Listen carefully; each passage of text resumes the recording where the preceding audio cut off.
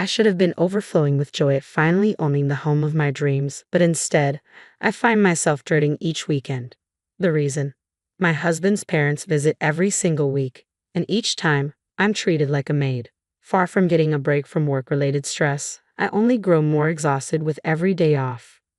Reaching my breaking point, I decided to invite my own parents over, hoping it would deter my in-laws from their constant visits. But when I told my husband, he erupted in anger. "Don't you dare invite your parents. If you don't like living here, you can leave." "Fine, if that's how it's going to be, I'll leave. He'll be the one to regret this decision."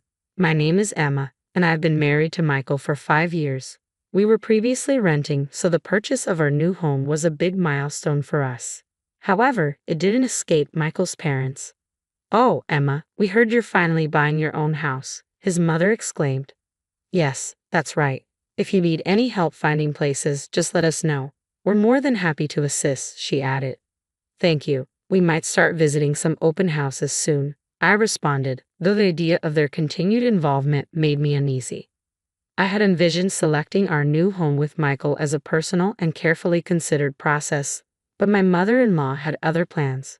Just yesterday, she showed up unannounced with a brochure for a plot of land that's up for sale. "Emma, what do you think about this property? It's close to the subway station and has enough space for a duplex house." A duplex house? It dawned on me that they must be planning to move in with us. That's why she's been so involved in our property search, offering suggestions like, "It would be better to live near the subway to avoid walking too much," or, "A nearby supermarket would be so convenient." I thought she was simply being helpful, but it turns out she was pushing for features she prefers, clearly with the expectation of sharing our new home. I immediately brought this up with Michael. "Michael, your mother came over this afternoon with a brochure for a plot of land. It looks like she and your father might want to live with us." "Oh yeah, she did mention something like that," he replied. "What? You heard it from your mom? Why didn't you tell me something this important? I thought we'd discuss it once it was more finalized." "Do you have objections, Emma?" "Yes, I do. I envisioned us living alone together. Besides, your parents are still healthy, aren't they? While I can't predict the future, I believe it's best for us to live separately for now to maintain a good relationship." "I understand how you feel, Emma," Michael said. Michael listened to my concerns and managed to convince his parents that we weren't planning to live together at this time. After hearing his reasoning, it seems his parents finally relented. I was grateful to him for handling the situation so well. "Thank you, Michael." "No problem, Emma. If your parents want to live with them, we won't force it. Instead, let's make sure my parents visit our new home frequently after we move in." Eventually, Michael and I found the perfect house and moved in. As soon as we settled, his parents came over to check out our new place. "Emma, congratulations on the move. Your house is wonderful," his mother exclaimed. It seemed she was pleased with our home. "You're always welcome to visit," I replied warmly. That evening, we all enjoyed a meal together at the dinner table. The following weekend, I suggested to Michael that we go shopping for living room decorations, but he seemed hesitant. "Can we put off the shopping for another time? Do you have plans for the weekend?" "My parents wanted to come over," I explained. "What? They just visited last week. They seem to really like this house. Remember, you said, feel free to visit anytime, right?" "Well, yes, I did say that. But could you handle dinner and entertain them a bit?" Soon after, his parents started visiting every week, and their demands grew with each visit. "Emma, it's been so hot lately, and I'm feeling drained. Something light, like noodles, would be fine for lunch. But for dinner, I'd like something hearty like steak. Also, do you know the new pastry shop near the station? It's the talk of the town, so I think it'd be perfect for dessert. Could you pick up some?" They began arriving early in the morning, giving orders, never helping with chores, and then leaving.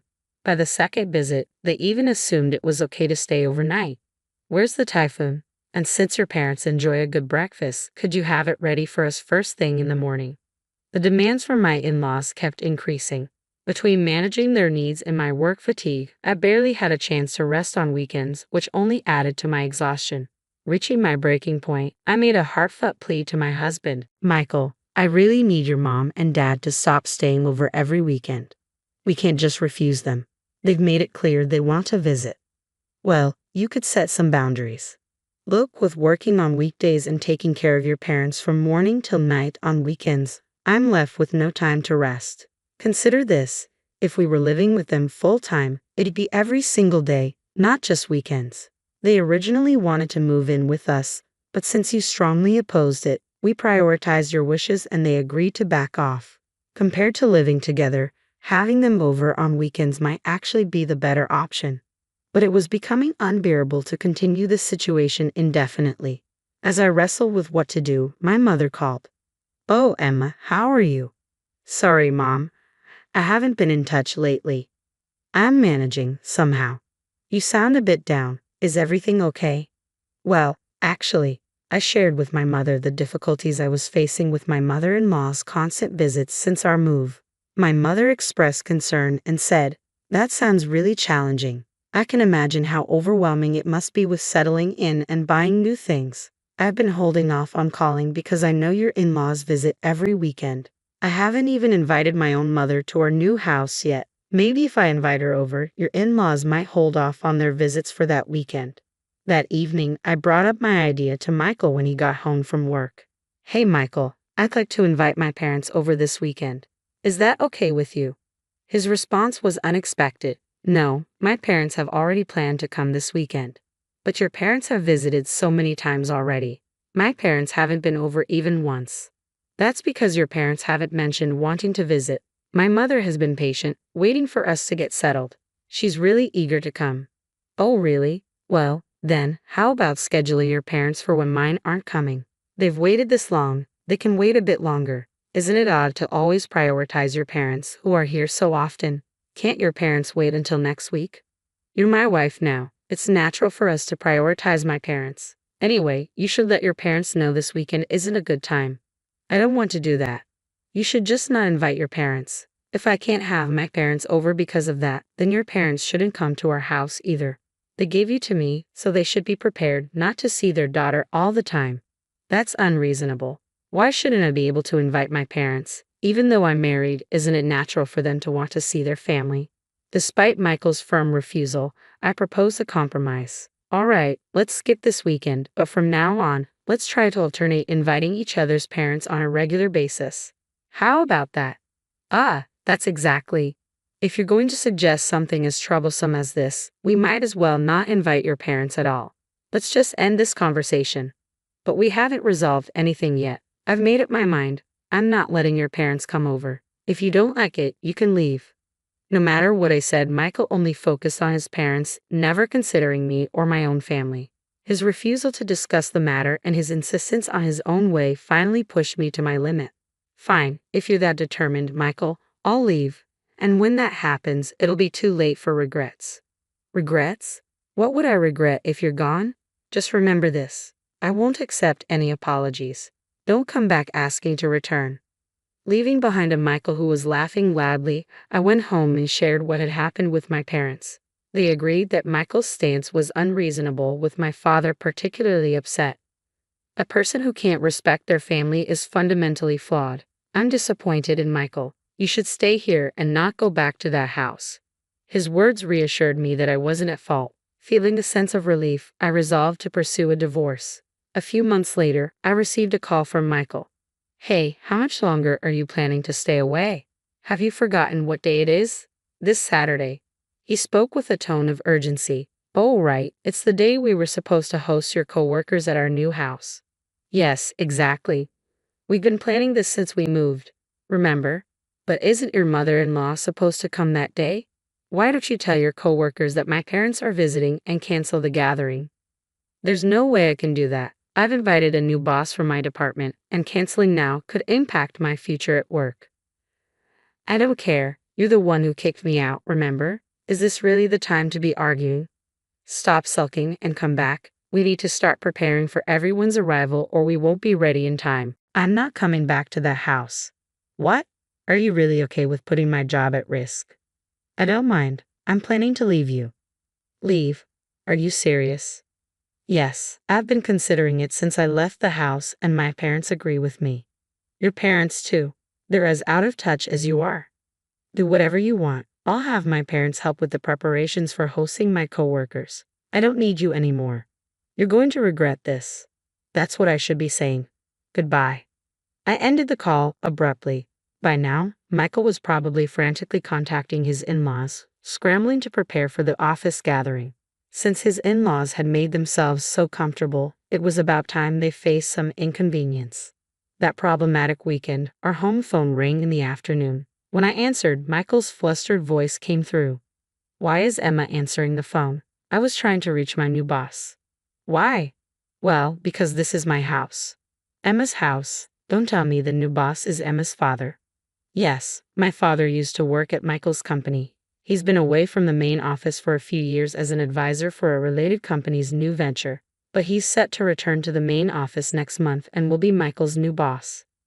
I knew about the internal announcement, but I couldn't reveal it until the embargo was lifted, even to Michael, my husband. I assumed he would figure it out when he saw the boss's name in the announcement, but it seems he didn't check it properly. Michael began to plead desperately. "My mother has prepared expensive ingredients and fine alcohol, but no one is coming."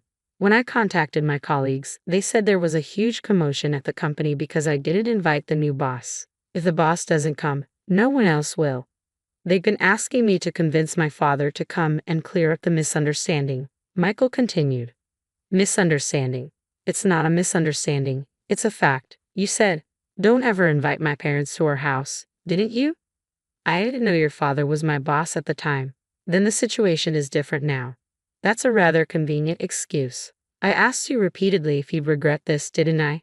"Well, it's too late for regrets now. You're responsible for cleaning up your own mess." I hung up before Michael could respond. I informed my father about Michael's call, but understandably, my father had no intention of visiting. There's no need to go to the house of someone who disregards his own family. My father was even more enraged. My father is scary when he's angry. He was looking forward to using the expensive ingredients and alcohol he bought for today, but it seems all that effort was for nothing. The next day, Michael arrived at our house, looking pale and distressed. "Emma, I'm sorry for everything I've done. Let's start over. Please come back home." Instead of me, who was staring at him in shock, my father spoke up. "Start over? Do you even understand what you've done?" Michael, looking pale, knelt before my father. "Sir, I'm deeply sorry for my actions. I'm here to apologize. You've ignored my daughter for months and haven't even bothered to visit her. I didn't realize you'd be so unreliable." "That's not the issue. I've been busy with work." "Oh, really? I heard you're also working weekends." "Weekends?" "Well," Michael stuttered, "it's likely his mother was visiting him every weekend." Michael, who never did any housework, would have struggled without her help. I'm sure she was also assisting him during the weekdays, taking advantage of my absence. My father, sensing the underlying issue, said sternly, "Forget it. It seems you get along well with your parents. It looks like you rushed into marriage before you were ready to stand on your own." "That's not true. I do respect Emma's feelings and even turned down the idea of living with my parents." "Is it really natural for a couple to decide whether to live with their parents?" "You kept pressuring Emma to accept your parents and never listened to her. How does that show you're prioritizing her feelings?" "Well, and marriage means that both families become connected. Yet you invited your parents over every weekend while completely shutting us out. How could you disregard Emma's family like that?" "I didn't know you were going to be my boss. If I had known, I would have invited you before my parents." "That's exactly why I say you're self-centered. You don't understand anything. People like you should be in a leadership role. My department doesn't need someone as selfish as you." "But—" Silence. "Get out of my house now and don't ever come back." Afterward, my father advised his superior to remove Michael from his department and reassign him to a regional branch. With Michael's reputation for selfishness, no one defended him. Even his parents, who had once doted on him, couldn't follow him to a remote location. They now see him only once a year, if that. Meanwhile, I've been enjoying the comfortable life at my parents' house after finalizing my divorce with Michael. I focus on my work during the week and spend weekends with the people I love. Reflecting on my past, I appreciate my new freedom and the ability to live a normal, satisfying life. Moving forward, I want to cherish my parents and enjoy living at my own pace.